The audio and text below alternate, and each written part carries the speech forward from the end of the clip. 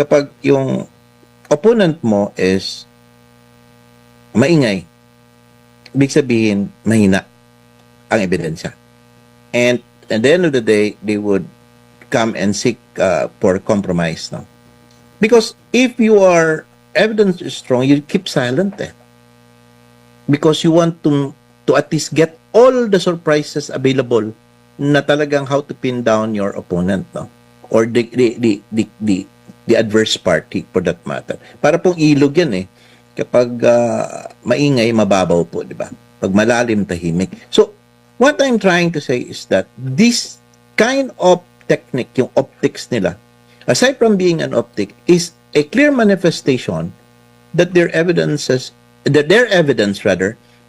are actually not that strong.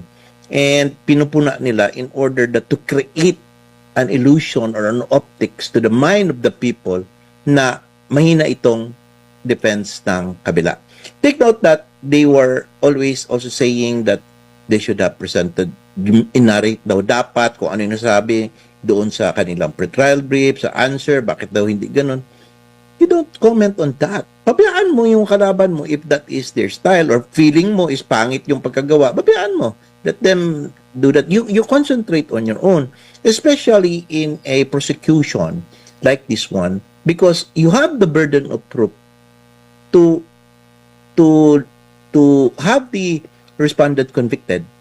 Then you have to concentrate on your evidence. Huwag po kayong mag-concentrate na pares kami ng witness and everything because that happens all the time. I could also utilize their witness. We have common witnesses. And your evidence or evidence, I will also use my own evidence kahit na pareha. So it is a technique, it is a matter. No? But the moment you start complaining without even any water, which I considered a shallow things, na mga objections and manifestation, it only shows that their evidence are weak. Opo, napag-uusapan lang yung Bendalo. Yung pagbibendalo, lalo na yung naging unang pahayag ni Senador Erwin Tulfo na minsan dapat daw ibendalo.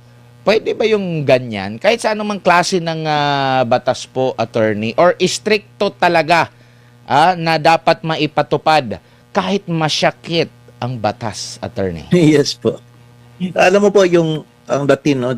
Duralex sed lex. The law is hard, but that is the law. You cannot bend it, no?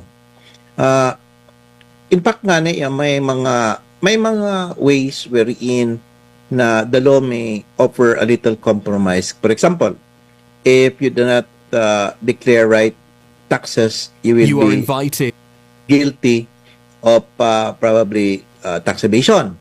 However, there are some sort of allowances wherein you are allowed to make legitimate deductions para matawag na tax avoidance. Pero that is not bend the law. That is provided by the law. Now, kung the law does not provide anything and you bend it, if not twist it, then that is against the law.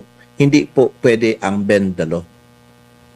Pero minsan ginagamit ba ito, yung pagbe-bend the law, kasi alam nila na hindi agad-agad maikokorekto at tanging ang Korte Suprema lang ang makakagawa ng pag-correct nito, pero it takes time pa. Kaya, ibenda lang muna natin. Kung magre-reklamo sila, hayaan natin yan sila. Kung may mali tayo, edi baka aabot na magiging moot ang mga pangyayari. Pwede bang gamitin yung mga ganyan? At meron bang sinasabi na may pananagutan sila pag laging ganyan ang ginagamit dahil sa proseso po, attorney? Alam niyo yung tinatawag niya na intentional misinterpretation of the law or intentional misuse of the law in order to favor their own interest. And that is not allowed, no? Oftentimes, they will do that. Sabi nga, no, kunyari may gumawa niyan, and then anyway, hindi pa man clear dito kasi wala pa mang pronouncement and gray area pa ito dito. We might use it until such time na mag-decide ang Supreme Court, yung pala mali tayo, sige lang, parang we will claim good faith, no? Well, a point yan is that makikita po that there is no good faith because if the main reason why you use, no, bakit mo gamitin or i-misinterpret ang batas in your favor because of, let's say, selective interest, personal interest, in protection or cover-up, then you will be considered in bad faith. So lahat po ng mga nangyayari doon sa time na ginawa mo yun may be invalidated, and at worst, you may be criminally responsible. Yeah, one good example that I always say during my talks and with my lectures with my students, I said, like in yung June 3, noong pong nineclare po nila Gatchalian na 23 na ang quorum at sinabi nila ang 12 is that would constitute as the quorum. Binaba po nila yung 23 na numbers, no?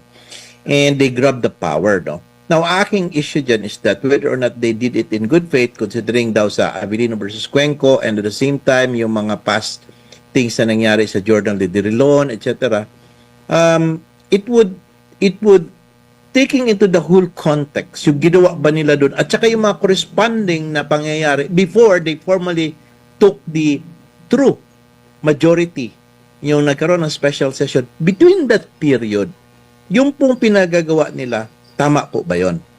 Meron po ba yung validity ang action sila, like that the resolution na i-amend na pwede mag-choose ng presiding officer, na pinauwi yung mga empleyado, tapos in question is, meron po bang validity yung ginawa nila? That is a big issue. And now, if you look at the whole context po, Admar, is that ano ba ang purpose kung bakit nila ginawa yon? Then, their good faith purpose would be saying that gusto namin magtrabaho. Gusto namin hindi makripol ang Senado. Okay? Now, if we could prove, if the other camp would be able to prove that the purpose is really to prevent, no, the ex-soldiers to testify, then they are in bad faith. Because immediately after that, kasi binuwag ka agad and they said there is no stop ang session on Blue Ribbon Committee in order that until further notice, no? And then, nung nag-conduct na sila ng session, hindi naman din sila nagtrabaho because ang mga pinag-a-approve naman nila is ibang reorganization kaagad, no? And during sa special session, when President Marcos called, no, hindi nga na-follow yung agenda na gusto ni Marcos, na hindi naman din siya priority bills, no, in the first place, and pagdating sa special session, talagang kinuha lang nila formally yun pong upuan ni Cayetano. And thereafter, ang first legislation nila was to declare Waling-Waling as our national orchid. Opo. Pero dito tayo sa ibang issue naman. Sige po. Attorney, no. Unahin ko lang muna, bilang taga Davao rin, may pangyayari nga doon sa Tacloban, no. Nagbigay ng pahayag si Vice President Sara Duterte na may nakikita siyang kakulangan sa side ng government. Sumagot na naman ang government, ang may kasalanan ang mga Duterte. Ano po ang masasabi niyo po rito, attorney? Imbis na harapin, gumawa ng hakbang. Actually, nagkalat din ito sa social media na dahil naging violente daw yung mga kabataan ngayon dahil sa panahon ni former President Rodrigo Duterte. Actually, yun nga ang always ko kinocomplain because she is not acting talaga as a spokesperson, no? Ang kanyang ginagawa is that every time there is a statement on the part of VP Sara and the Dutertes, she feels that it is an attack against her boss na si President Bongbong Marcos, no? And automatic po kanya na default po na kanyang sagot would be to defend it, no? Yan, sabi kaagad kayo, bakit in 2019 merong nangyari na ganung barilan, bakit walang nagawa? Hindi naman po yun ang ibig sabihin. The failure of the government not only refers to this instance government, but all government. Because we have to understand na ito pong batas natin on juvenile, no? Juvenile law natin is very, very masalimot. Because it is always a case-to-case basis. This is not a fixed law. Hindi katulad po, no, kung pagsabihin natin sa National Internal Revenue Code natin, pag sinabi natin, magkano ang capital gain tax? 6%. O, yun lang, fixed na yan. But this one, it involves so much dynamics, no? One situation that may happen in Tacloban may be different in Davao, and it would probably differ on the facilities, yung bahay pag-asa nila, and how the social worker works there. Kasi iba man ang nag-work sa kabila and everything. So, ibig sabihin po, it always teaches us na dapat po strengthen po natin yung batas ng juvenile law natin.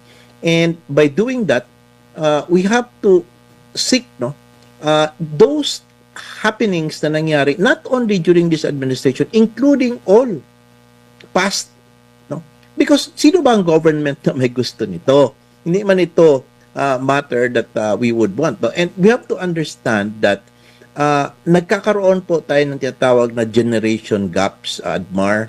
Like for me, I am a baby boomer. Then after that, nagkaroon po tayo ng tinatawag na mga millennials. Then nagkaroon tayo ng Gen Z. And I think Gen Z ito sila. And then we have this now, the Gen Alpha. No?